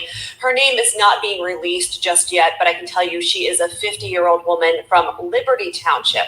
Here in Fairfield Township, police officers, they just released body camera footage that shows them arresting the suspect. Come to me now. Police approach Robbie Robinson Jr. right after arriving on scene. Oh, what happened? It just went off, bro. I tried to. Yes, he's wearing a winter coat. Is there anybody else in the house? Yeah. Your stepmother jumped out the back. In the video, he refers to his father's girlfriend as his stepmother. She's the victim here. Robinson is accused of beating her so badly, at least 2 of her teeth were knocked out. Oh my Then God. police say he set her on fire. The woman ended up jumping out of a second-story window. Dennis Williams, a neighbor, found her on the ground, covered in burns. He called 911. She's hurt bad. Someone set her on fire. In the 911 call, you can hear Williams relay information from the victim to the dispatcher. Do you know if he had any weapons? Water with gasoline, he threw it on her. First responders arrived and immediately ran to help her. Stay with me. I'm Officer Stebbins, so stay with me, okay? I got the medics are coming to get you right now. She was flown to the hospital. Today, Are you Robbie Robinson? Yes, sir. Robinson appeared in court. You are charged with aggravated arson. It's a first-degree felony, as well as felonious assault. His bond was set at $200,000. And in court today, prosecutors said the victim was in a coma. I know last we checked, she was still listed in critical condition. No word yet on a potential motive. Reporting live tonight in Fairfield Township, Karen Johnson, WLWT News 5. Karen, thanks. All right, everybody. WLWT5 NBC is the source. $200,000 bond, $500,000 less than what the other black male got for putting this woman in a tote after brutally assaulting her, stab wounds and zip ties. And when you look at this video, you'll see crime scene tape at the bottom of the stairs. She also jumped out of a window and landed on the back stair landing at the bottom of the stairs, such as, there's a porch and then the stairs go down. The crime scene tape is at the bottom of those stairs. So she jumped out and probably is severely injured, as you heard in this commentary, because she landed on those stairs. And I don't know what she was wearing at the time when she jumped out the window, but obviously she felt like that was her only way out to safety, was jumping out of the window. So more than likely, this fool cornered her in her room, or fire was brewing in the room, and that was her only means of survival, was to get out. Critical condition. So as you see, we have a 50-year-old woman trying to hold on to life in Ohio. And then we have a 60-year-old woman on a ventilator in Cleveland trying to hold on from a 30-something-year-old man who assaulted her, stabbed her, tortured her, and put her in a tote. What is going on with these young men assaulting older women? And what's interesting, he's sitting here talking to the judge or magistrate without a shirt on, via a Zoom camera. And I'm looking like, what the hell is going on here? Let's read the said information pertaining to this diabolical crime also coming out of Ohio. Thank you for your time. WLWT5 is the source. A man accused of setting his father's girlfriend on fire has been indicted on multiple charges. Robbie Robinson Jr., 23, so this guy's even younger than the last suspect, has been indicted on an attempted aggravated murder charge, 2 counts of arson, 2 counts of felonious assault. It happened last Thursday around 10:25 a.m. when police responded to the 2600 block of Arroyo Ridge for a report of a house fire and a woman lying in the backyard. And let me tell you that when they show you the crime scene, it is a nice neighborhood, a very nice neighborhood. The video of the police officer running, trying to chase the suspect. They're chasing this man through a neighbor's yard with a swimming pool. So it is a very nice middle class or upper middle class neighborhood. And I'm sure the neighbors are shocked at this event that has transpired in their neck of the woods. Once again, Arroyo Ridge, 2600 block, report of a house fire, woman lying in the backyard. The woman, identified as Brenda Scott, was found with multiple injuries and severe burns to her body. So she was burned. She was taken to the University of Cincinnati Hospital downtown and is currently listed in critical condition. Robinson is accused of assaulting Scott and setting her on fire. Scott is Robinson's father's girlfriend. Footage from a Fairfield Township police officer's body camera shows an officer approaching Robinson at the scene on Arroyo Ridge Court. Robinson is wearing a winter coat with the hood pulled up. I don't know what happened, Robinson said to the officer. When police asked if anybody else was inside the house, he said his stepmother was. The officer replied, "Your stepmother jumped out the back." Robinson said, "Oh, she did? Oh, wow, this is bad." Police said an investigation revealed Scott was in a bedroom in the home when Robinson assaulted her and then set her on fire. Scott then jumped from a second-story window and into the backyard where a neighbor found her and called for help. Officers arrived on the scene and detained Robinson and arrested him. This case remains under investigation, and the police department is working in cooperation with the Ohio Department of Commerce Fire and Explosion Investigations Bureau, the Fairfield Township Fire Department, and the Butler County Arson Task Force. WLWT.com is the source. What in the hell did I just read? 50-year-old woman, 23-year-old male. She's the girlfriend of his father, and he has gone in her room, set her on fire. She jumps out of the window, lands on the back stairs, and a neighbor finds her and calls 911. Why did he set this woman on fire? The fact that he played dumb when the police approached him, because he calls her his stepmother, but the article says she's the father's girlfriend. So how long has she been dating the father, living in the house? Where was the father? You hear no mention of the father or any other participants in the house. So why did this 23-year-old set this woman on fire? What was going on between the two? Is he mentally disturbed, schizophrenic? Did somebody pay him to harm this woman? Could the father be involved? What is going on? I'm not here to bring forward any accusations against anybody, but I don't hear any mention of the father and where he was at the time of this diabolical crime. She is in the hospital. She's in the hospital, critical condition. Prayers to her. Let's go to Law and Crime and see what they have to say pertaining to this crime. Thank you for joining me. If you'd like to donate to this great network, $the Ganji, 129 Cash App, stickers and chats are welcome. During the live stream, you are listening to a 3-part live pertaining to Shanquella Robinson and Mr. Geiger out of Ohio, who stuffed a woman in a tote, and he has a $750,000 bond. And then this male here, 23 years of age, torturing his father's girlfriend for why I do not know, set her on fire. She jumps out of a window and he takes off, pretending he knows nothing and wearing a winter coat. Perhaps he's mentally ill. Law and Crime is my last source pertaining to this information. This content was uploaded 1 day ago. It's in the YouTube queue and also on my community board. Truly disturbing. Man accused of setting dad's girlfriend on fire and knocking her teeth out.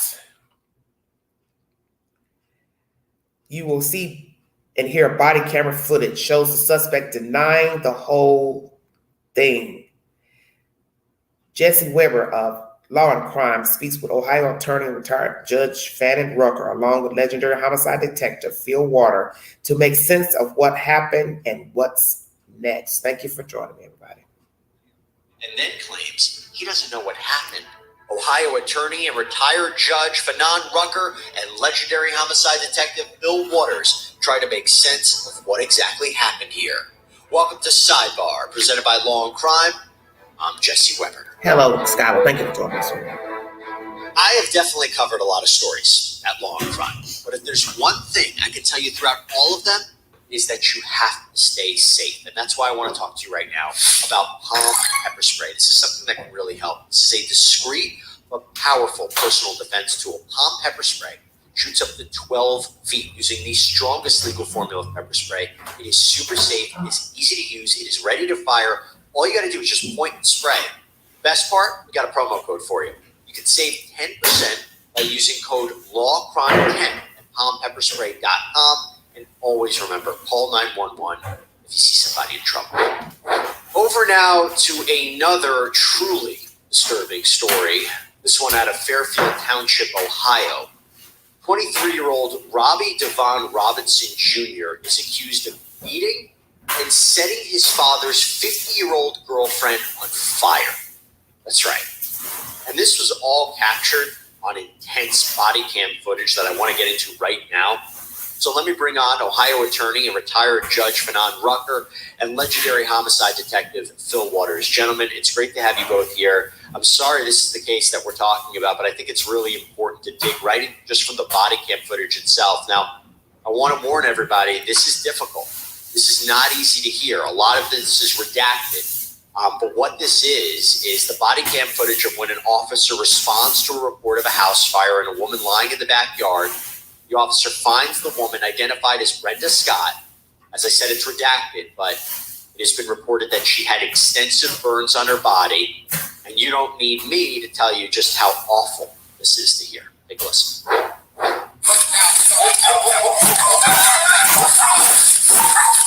I've got the female in the back. Severe burns, Patrol. Give me an off channel. 1-5. Back here on the ground, severely burned.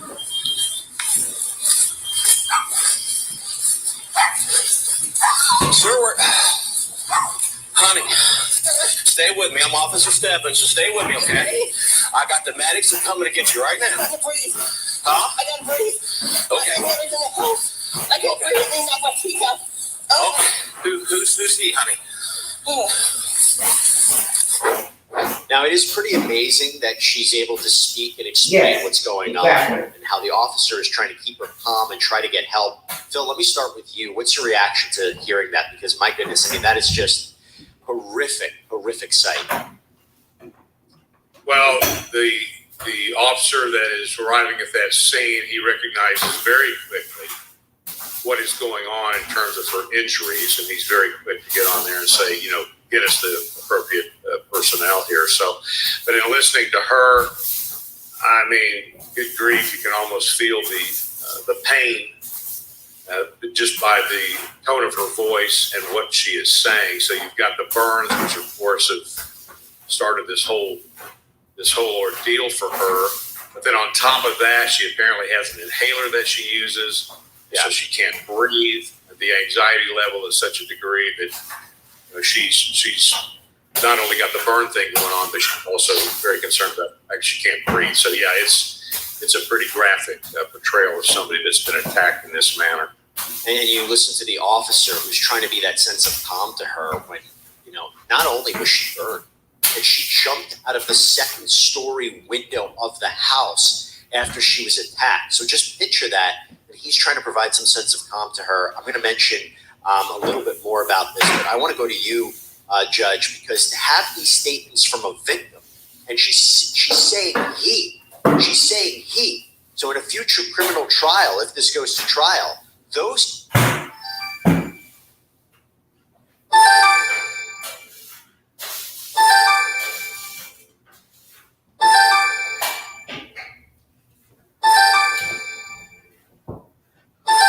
One moment, everybody.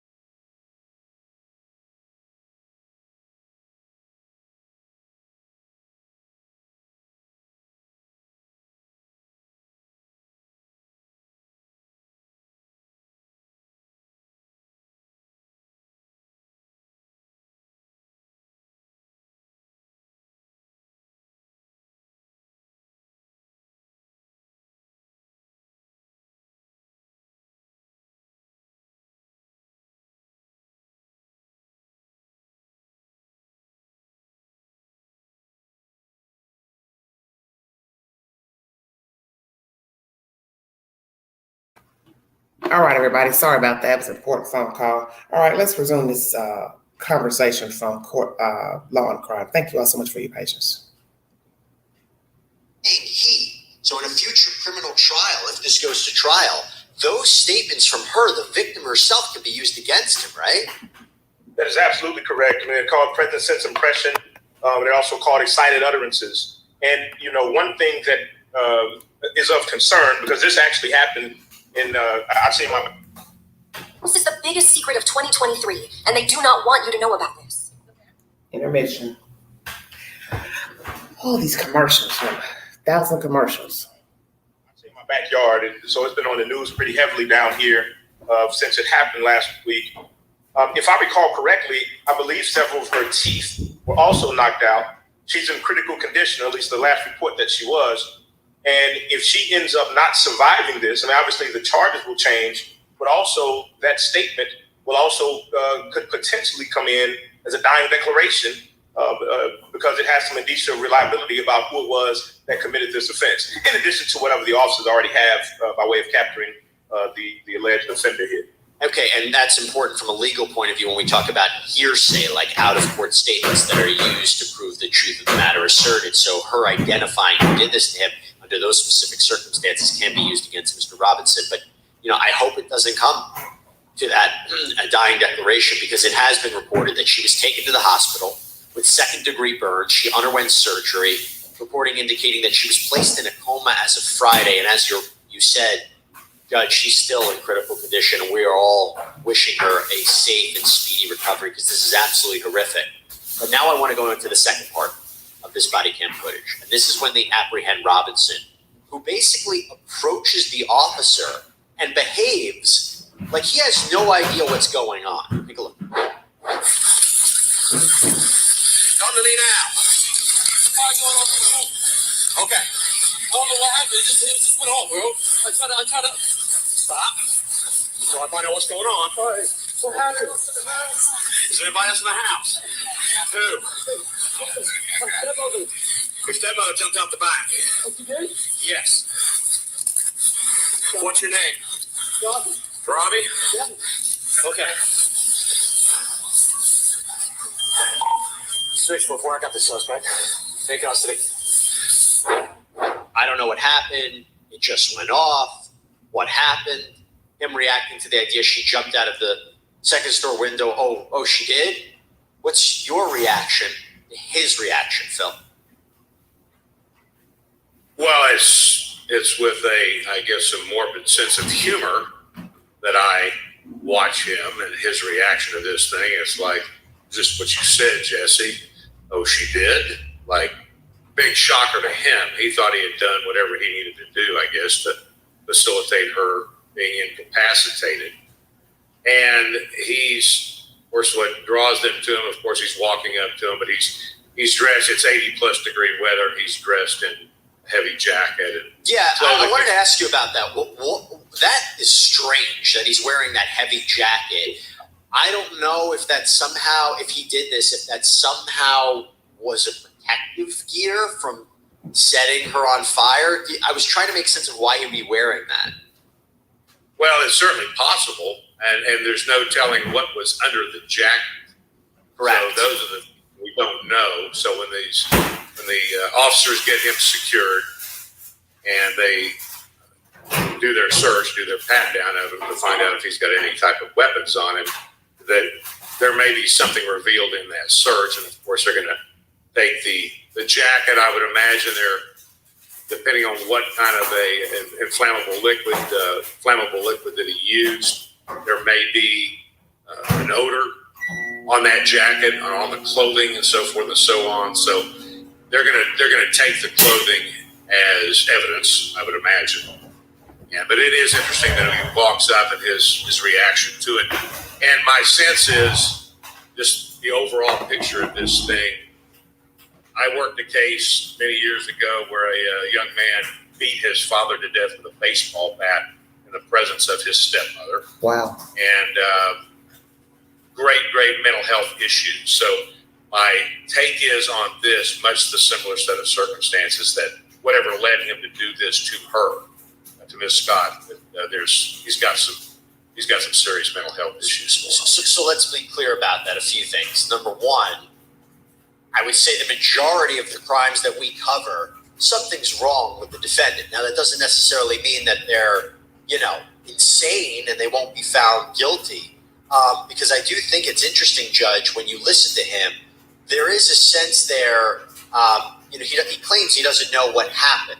And unless he has some sort of condition, assuming he did this, unless he has some sort of condition where he doesn't really recall what happened or he blacked out, I don't sense a really strong defense. Now, we don't know what the motive is behind this yet. I'm sure that will be explored. But you have the video, him being in the vicinity. You have what Phil said, maybe there's a material on his actual clothes. You have the victim seemingly pointing him out as the attacker. And then a neighbor called 911 and said that it was Robinson that threw water with gasoline. So it seems to me they have a pretty strong case. He's been charged with aggravated arson, a first-degree felony. Let me play that again. It says something about the neighbor. Jacket, all the clothing and so forth and so on. So it's strange. They're gonna take the clothing as evidence, I would imagine. Yeah, but it is interesting that he walks up and his reaction to it. And my sense is just the overall picture of this thing.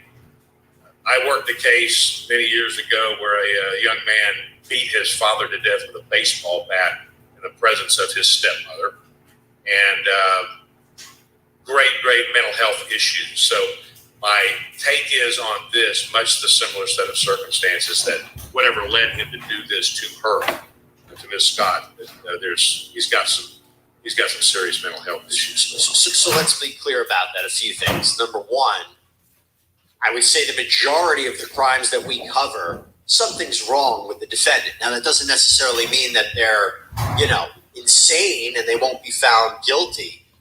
Because I do think it's interesting, Judge, when you listen to him, there is a sense there, he claims he doesn't know what happened. And unless he has some sort of condition, assuming he did this, unless he has some sort of condition where he doesn't really recall what happened or he blacked out, I don't sense a really strong defense. Now, we don't know what the motive is behind this yet. I'm sure that will be explored. But you have the video, him being in the vicinity. You have what Phil said, maybe there's a material on his actual clothes. You have the victim seemingly pointing him out as the attacker. And then a neighbor called 911 and said that it was Robinson that threw water with gasoline. So it seems to me they have a pretty strong case. It's crazy. He's been charged with aggravated arson, a first-degree felony, and felonious assault, a second-degree felony. Those charges specifically, walk us through how serious those are and how easy it would be for prosecutors to prove that, given what we see right now. Sure. So what we see right now, there's certainly, I would say, a very substantial amount of evidence that points to this individual that was arrested as the person who did this. Of course, as you said, we don't know enough about motive. We don't know enough about other evidence that they found. But the seriousness of these charges, aggravated arson, where you start a fire and try to harm somebody in the process, that's a first-degree felony. It's the highest level of degree of offense in Ohio. Al Kuzma is now a part of Panera's Unlimited Sip Club. With over 25 beverages. Sorry about that. And the felonious assault, I believe under these circumstances, would be a felony too, which is the second highest degree. He's facing 25, 30 years on these charges, if those are the charges that stick. What also may change when this goes to the grand jury, because what's going to happen after the initial charge and allegations are sent to the grand jury, which is a group of citizens that are going to listen to the evidence presented by the prosecutor to decide if and what charges go forward. They may raise those charges to attempted murder. I was going to ask you that. Why wasn't he initially charged with attempted murder? Is it because they can't right now establish that he intended to kill her? That's possible. And again, there's going to be, the police officers, the first responders on the scene, they brave souls that they are and flexible souls that they are to deal with and see what they did see. They haven't begun really a hardcore investigation. At least we don't know the results of that deep investigation yet. And it's very possible that once those that additional evidence and statements and prior history or whatever else comes out through their interviews and through their investigation, it's very likely that additional charges will be filed, which may include attempted murder. And if, God forbid, she dies, this becomes murder. Right. That's right. And because of the attendant circumstances, and depending on what other information comes out as far as motive, or even prior history or relationship between the parties, I mean, it could be aggravated murder. You never know, which of course would make him eligible in Ohio for the death penalty. But again, this is very speculative and far field. It's serious enough as it is without adding information that we don't yet know. I'm glad you said the seriousness of this attack. That's where I want to end this with, Phil, because that level of attack, burning someone. Fairfield Township Police Sergeant Brandon McCroskey said this entire case was chilling. He quoted of him saying, "It's one that makes your hair stand up on the back of your neck. I don't care how long you've been doing it." And now, according to the police, this case remains under investigation. The police department's going to be working in cooperation with the Ohio Department of Commerce, Fire and Explosion Investigations Bureau, the Fairfield Township Fire Department, and the Butler County Arson Task Force. But I'll just leave this with you, Phil. This level of attack, it feels like one of the worst. He said himself, it's one of the worst that we've seen. To have somebody be attacked in that way, in your experience, I don't think it gets much worse than that. Well, that is a brutal, brutal way to harm someone, no doubt. And I can tell you, of course, I have a lot of, as my homicide detective part of me has got questions. I agree completely with the judge. There's so much we don't know at this point. The attempted murder, assault, in Texas, the elements are much the same. It is much an easier road to go to get a conviction in aggravated assault than it is attempted murder. Wow. So, and the penalties are much the same. So I think they're going that route in terms of the charging at this point. But my question is about this whole episode is, did the arson aspect of this thing happen before the assault, the physical assault, or did the physical assault happen before the arson? So my thinking is that was he in there? He lived with his father in this house, and was he in there trying to do some sort of damage to the house? And he was mad at putting around the gasoline because he was going to light the house up. Exactly. She got in the middle of it. Yeah. And so his response to her was to punch her in the mouth, knock some teeth out, throw gasoline on her, light her up, and then leave, thinking that he accomplished what he set out to do. And then that's why you have this surprise about how she climbed out the window. So, I kind of want to know, it was the cart in front of the horse, or was the horse in front of the cart, kind of thing, in this, just in the scope of the investigation. But yeah, this is a horrible, horrible way to attack someone, is to light on fire, no doubt. I'm sure we will get more details in the days to come and in the weeks to come. But as I said before, we were just wishing for her to have a speedy recovery, because this is such a brutal attack, and one of the worst ones we've covered. Exactly. Gentlemen, thank you so much. Fanon Rucker, Phil Waters, appreciate you taking the time. Thank you. You bet. All right, everybody. Law and Crime is the source of that said information. Great commentary, great questions by the panel. One moment, please.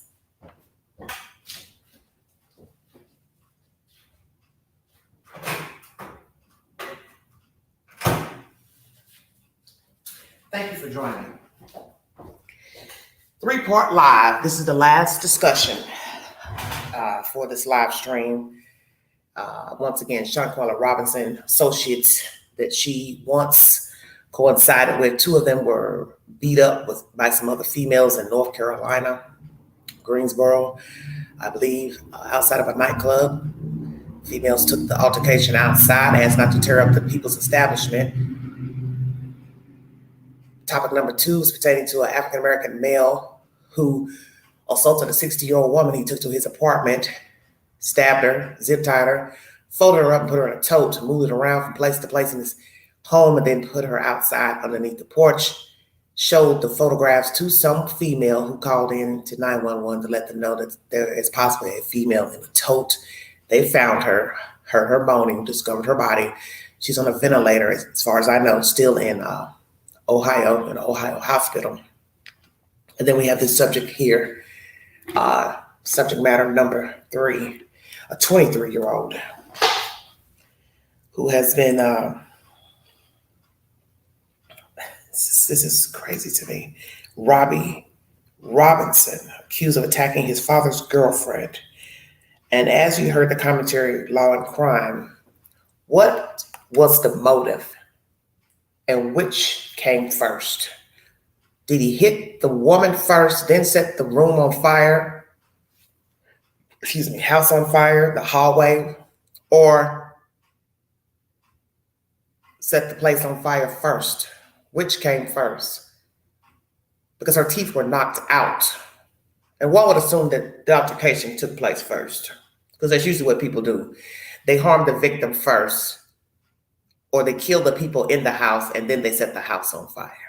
Is he mentally disturbed, schizophrenic, bipolar, dissociative personality, antisocial personality? Does he have a mental condition? He was approached by law enforcement with a coat on. You know, it's been warm in most states here in America, and that's one sign that a person's not well. Did he have something underneath the coat, hiding something under the coat, a weapon, something, artillery? Another disturbing part of the story is that you hear that a neighbor said they saw him throwing water and gasoline. Where? Outside the house? That would lead you to believe he was trying to set the whole house on fire. Because who and what he was trying to throw water and gasoline on. And as you know, most people have security cameras around their house, doorbell cameras. So where's the footage showing him throwing the gasoline? Front of the house, side of the house, back of the house. Did somebody see him visually, or they saw him on a camera? Passing by, walking by, looking out their window. What? Was he trying to burn the entire house down? What was going on in that house? Did he and the woman have words? Or he just flipped out and was trying to set the house on fire, and she saw him and was trying to stop it. And altercation ensued, and he knocked her teeth out. By the grace of God, she's alive. His bond is very low as compared to the mess that took place in another city. What was that? Cleveland or whatever, where he's putting a woman in a tote, $750,000 for assaulting her, stabbing her, and putting her in a tote. And here, he's assaulted this woman and trying to set a whole damn house on fire. And it's a $550,000 lesser bond. And as you heard this panel guest say, easier to convict on aggravated assault than attempted murder. Well, my thing is, if you're setting a house on fire and there's a human there and you just assaulted the human, one would say, duh, that is attempted murder, because you now hit the person and you're setting the house on fire. If the house goes ablaze and they can't get out, it would be murder if she didn't make it out. Number one, plus arson. And she's in the house, which leads us to believe you want something bad to happen to her. You set the house on fire. What do you think is going to happen to the victim in the house? The person or persons in the house. So I'm trying to understand why it's harder to convict on attempted murder. There's a reason that the charge is called attempted murder, because the state is going to say, we have evidence to show this person tried to kill this person. And it doesn't matter if you intentionally wanted them dead or not. It doesn't matter. It's the act which brings forth the charge.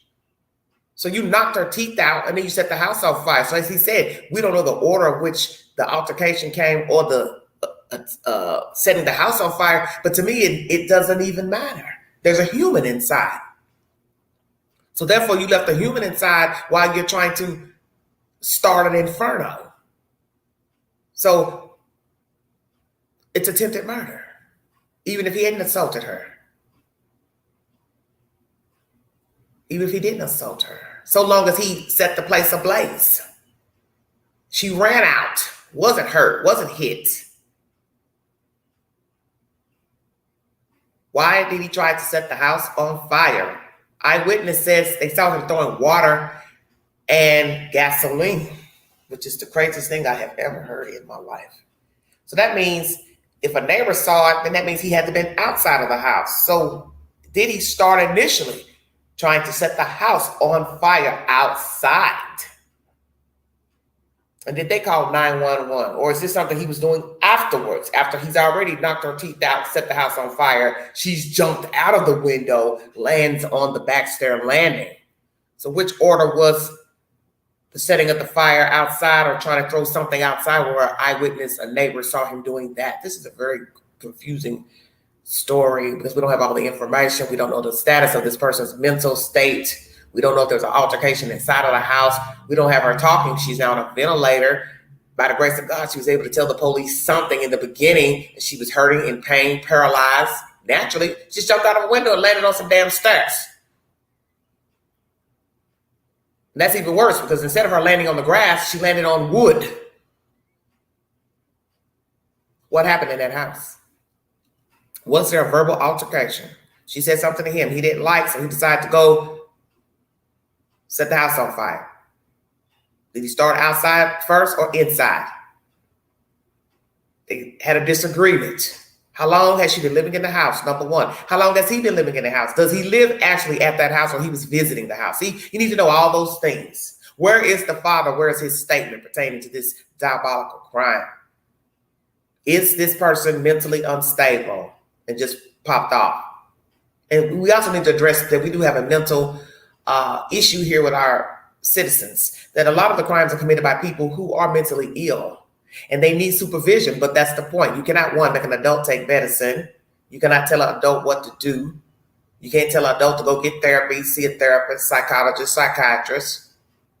And a lot of them are roaming the streets. A lot of our homeless people are mentally ill. And this is why you have a lot of crime, random crime. Because a lot of these people are mentally ill and they need to be supervised. They need to be in facilities, but we do not have mental hospitals anymore. So now they are roaming the streets. Some of them are able to live on their own, but they don't do a good job at that either. And this is why we have a lot of crime. Besides just diabolical people, we have a lot of mentally ill people who are schizophrenic and they're walking around and they're just doing random crimes because they are ill. And a lot of them do live in houses with people because, as I said, there are no facilities to house them in, no group homes for them to be in. So they exact crimes in and outside of homes. And I won't doubt that possibly this person has something wrong with them, possibly, and he's living in this house or visiting this house and decides to pop off at the expense of damn near killing this lady. Where is the father? What happened in that house? Were there words exchanged? Or he just went ham and just started trying to light the place up? Was he coerced into setting the house on fire? Told to set the house on fire? Told to harm the wife by the father? Who knows? Not here to make any allegations, but I'm asking all questions. Does she have any children? How long has she been living there? How long has she been dating the father? You have to ask all those questions. Was she and the son having any type of issues? Were they both living there at the house? If so, how long were each living in the house with the father? Nice neighborhood. Very nice neighborhood. But that's the point. Tragedy strikes everywhere, no matter the location. When I get more information on Mr. Robinson, he just so happens to have the same last name as Shanquella, I will bring you this information pertaining to court, a bond and everything. If he's able to bond out, if he is given a psych test to assert if he is mentally ill. I will also bring you commentary if indeed the husband, boyfriend, whomever decides to speak on this crime of his son harming his girlfriend, any interactions, commentary from the neighbors. We are in dire straits at this moment. The country is going downhill pertaining to crime, random crime, crime against children, crime against parents and their children, random crimes, no respect for women, crimes against women, crimes against transgendered persons, and just crime altogether. It's just foul. People are walking around perpetrating that they're sane and lucid and nice and this and that, but they're not. They're evil and they're mad at the world and they're bitter and they don't mind making people suffer. And that's where we are right now. Prices of things are high. Food, clothes, shoes, rent, gas, water, lights. People are barely living. And it's bad enough that we have all these problems, don't make enough money. Now we have to look over our shoulder, worrying about somebody crawling through the window, breaking a window out, holding us at gunpoint at the gas station, or stealing our car, or assaulting us while we take a walk or a hike. We're not safe. Who wants to live in a world where you're struggling just to eat? And then you got to, at the same time, be looking over your shoulder, worried about somebody trying to assault you, kidnap you. Got to worry about your children going to school, being assaulted by teachers, other students, staff. You're not safe in church. People are wicked, spewing venom, pretending to be Christians, using, manipulating people, twisting words from the Bible, the Quran, the Book of Mormon, so on and so forth. We are in dire straits. And maybe God is trying to tell us that he soon will be here. A lot of people feel that he's on his way. But how many times have we heard that and we're still here? And he will be the determining factor of when all this will end. But the world is gone to the shits right now. So much crime has been exacted. Even here in Knoxville, Tennessee, it's on the rise. Day for day, there's been a murder for a whole week. And I don't understand what is going on, but the people are losing their damn mind. And I've learned that when it gets warm, for some reason, African-American people tend to lose their damn minds. They cannot handle heat. They got to incite an argument. Get jiggy, get drunk, turned up, get high, go off, pop off. Why? I do not know. But so long as it is a viewing audience, warm outside, people gathering, here comes the bullshit. Every time it gets warm somewhere in America, people pop off. 5, 6 people gathering, 50 people gathering. Uh-oh, let me show you what I'm made of. It's sad and sickening. Once again,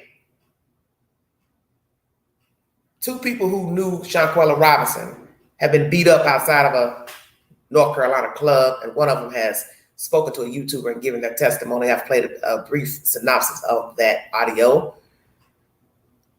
Ohio man assaults a 60-year-old woman and puts her in a tub, and he's now in jail on a $750,000 bond. And my last content was pertaining to a 23-year-old, Mr. Robert Robinson, who assaulted his father's girlfriend, knocked her teeth out, and set the house on fire, or a room on fire, which is however, and she jumps out, damn near to her death. She's now in a hospital in critical condition. Prayers to both women. 60-year-old, story number 2, on a ventilator, and a 50-year-old woman in critical condition, both in the state of Ohio. Both exacted by African-American men, both young men. And I both found the stories simultaneously after the other. So I decided to bring you the said information. When I'm going to update to all 3 subject matters, I will update you. I want to thank you for your time. Happy hump day. You all stay safe. I will post a movie of the week and also weekend movie suggestion. Please stay safe. The Queen has decided to watch Scream 6. Very odd storyline as usual. How many times can you make a installment of somebody running around in a ghost face mask, killing up people? Crazy, crazy, crazy. Won't tell you the end. I'll let you see it for yourself. Decide if you think it's worth the money. You can tune in to Paramount Plus, sign up, cancel after 7 days, so you can just watch the free Scream. That's my suggestion. Please be safe, everybody. If you see something, say something. Mind the children. Be a part of the solution and not the problem. John Bassett has been found guilty on all charges in the murder of Deshina Kyle. Amen. And prayers to the family. The next phase is the sentencing phase, when I get an update pertaining to what the 12 members of the jury have decided on his sentence. I will bring it to you. The state wants life without parole, and I pray that he will not be paroled because he does not deserve parole. Frankly, he deserves a death penalty to me. He deserves to get the same rendering death that he gave to Sheena Kyle. I want to thank you all for your time. God bless all of you. Korberger has been indicted on the murders of the 4 students in Idaho. And as most of you know, Lori Vallow has been found guilty. She will now go to Arizona to stand trial for the murder of her last husband before Chad, Mr. Charles Vallow. Justice has come home to Lori Vallow, John Bassett. Partial justice for Deshina Kyle so far. Some more need some butt beatings. And then we will wait to see what a jury says in the trial against Jacqueline and Trezell West, also seeking justice for the disappearance of Summer Wells. Megan Boswell, she's next on the chopping block. Amen. Thank you all for your time. You have been listening to the Vault XL.